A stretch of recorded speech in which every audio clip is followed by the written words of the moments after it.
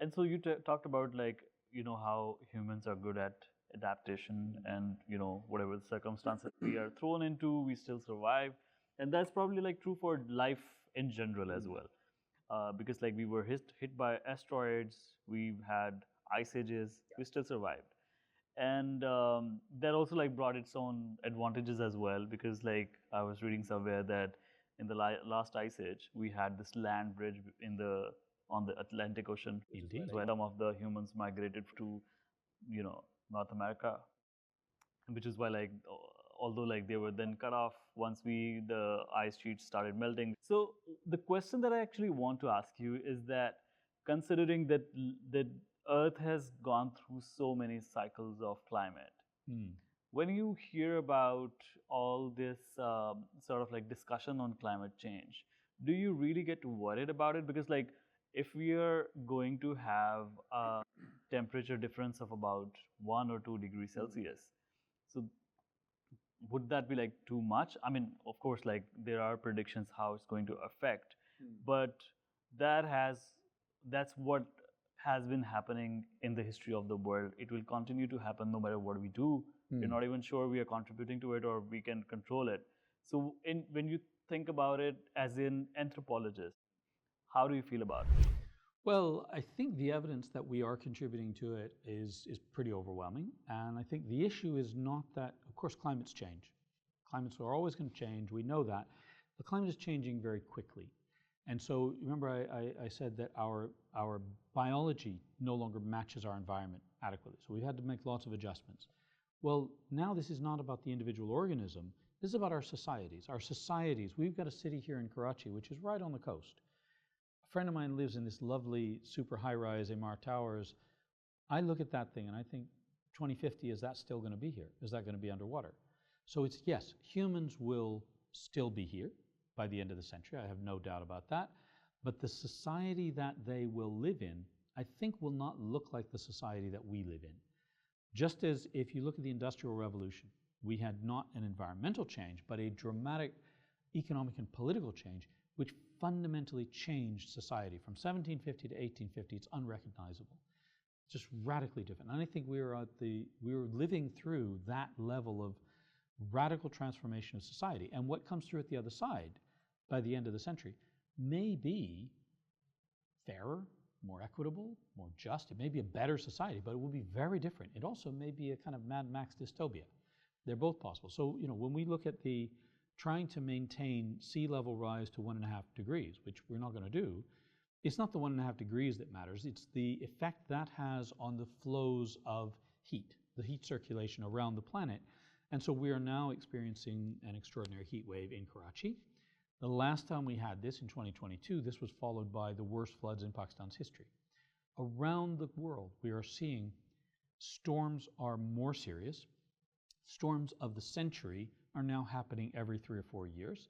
So it's not that we can't survive, it's that we can survive, but we are having to react to and adjust to the kind of erratic, more severe storms, more severe weather conditions than we have had to adapt to in the past. In the past, we would have had to do it, but not every 2 or 3 years. Now, if you think that the floods of 2010 in Pakistan were supposed to be a once-in-a-lifetime flood, again, we had them. Then in 2022, we had them again, and 2022 was worse than anything that's ever happened before. If we have in 2024 floods that are worse than 2022, what? There was about 1,700 people dead, 13,000 people badly injured, 33 million people displaced, 10 to 12% of the country literally underwater, more than a third of districts badly affected. We can't do that every 2 years.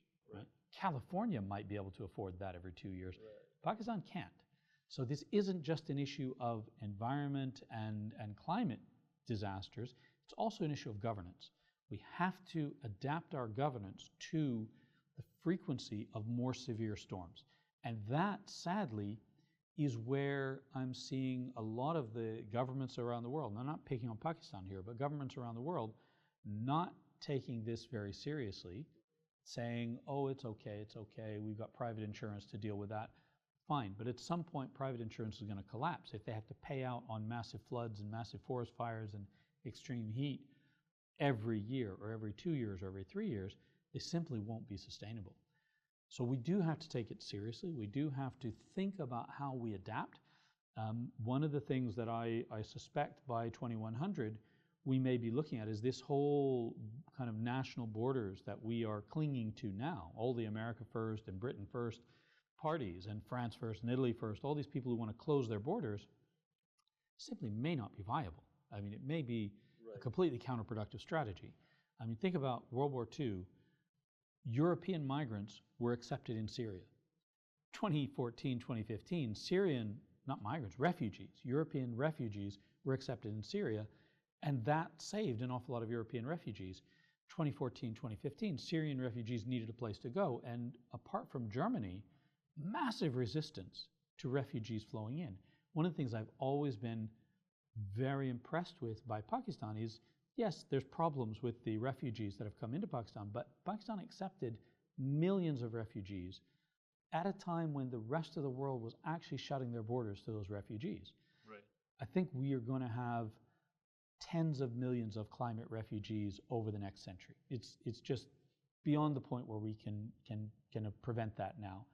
If we have tens of millions of climate refugees in Pakistan, do they all come to Karachi? Right. So we have a city of maybe 22, 23 million. Is it going to be a city of 40 million? The infrastructure is not coping well with 22 million. There's not enough water to adequately provide for everyone here. I was down at the Malir River not too long ago, and I saw someone go down, fish out water from the Malir River, and drink from it. And I'm thinking, no, that's not fit for human consumption. So that tells me that there is a massive pressure on this city now. We can't take another 10 million people, right? Not easily. I'm not saying we can't do it, but it requires a change in governance. And I'm not saying a change in government. I'm saying a change in the way we govern, a change in the way we think about how resources get distributed and about accountability. How is accountability in government going to happen?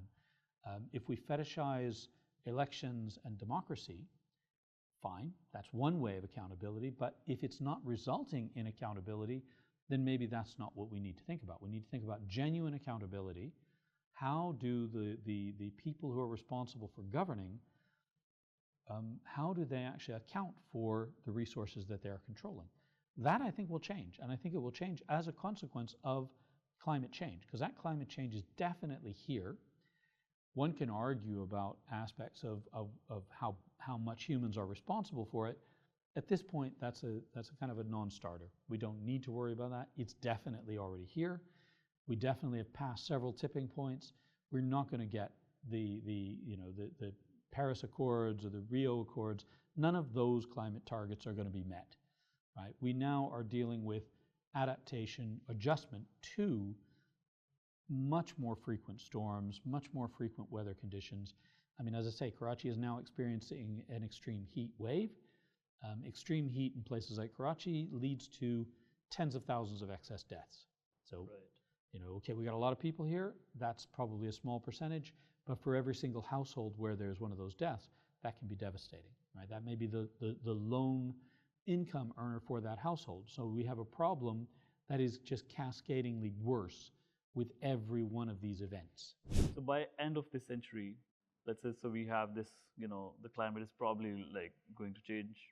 Despite of our efforts, it's still, we can probably like slow it down, but still the change is going to occur, right? We can't, I mean, there is a possibility of mitigating some aspects of it. And part of it is, climate modeling is very difficult. Right. So it makes a huge difference whether it's the North Polar ice caps that melt first or the South Polar ice caps melt. Because whichever one of those melts first, if it's the North Polar ice caps, then we've got the majority of the world's population living in the Northern Hemisphere. Sea level rise is going to hit them first. So where do they go, right? Do they go south? Do they go inland? If it's the Southern Polar ice caps that hit first, well, that's less populated. The Southern Hemisphere is less populated, so it will be a different kind of adjustment. We know the adjustments are going to be necessary, but we don't yet know exactly how this is going to play out. And you have the things like El Nino effects, which are not necessarily, they're not just a matter of climate change. El Nino will happen with or without climate change. But if El Nino happens and it adds to the climate change, it makes it worse, then we have worse monsoons, worse heat waves, and we have it, you know, up and down the coast of California and of course the Indian Ocean. We see the effects of this because whatever happens for the El Nino affects the entire planet. That is one of the things about the way energy flows around the planet through heat, is it does cascade in, and if it disrupts some of those things like the ocean currents, well, that can be pretty dramatic.